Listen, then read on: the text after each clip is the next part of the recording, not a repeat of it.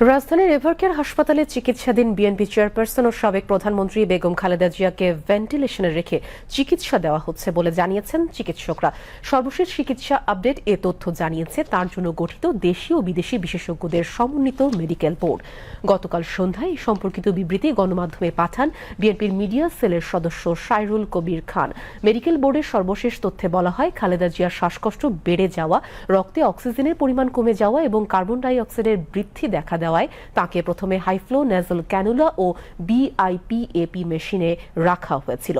তবে অবস্থার কোনো উন্নতি না হওয়ায় ফুসফুস ও অন্যান্য অঙ্গকে বিশ্রাম দিতে তাকে ইলেকটিভ ভেন্টিলেটর সাপোর্টে নেওয়া হয়।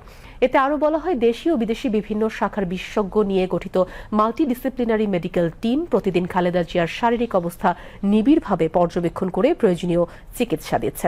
ভুল বা যাচাইবিহীন তথ্য ছড়ানো থেকে বিরত থাকতে, মেডিকেল বোর্ডের প্রতি আস্থা রাখতে এবং রোগীর ব্যক্তিগত গোপনীয়তার ব্যাপারে সম্মান করতে গণমাধ্যম ও সাধারণ মানুষের প্রতি অনুরোধ জানিয়েছেন চিকিৎসকরা।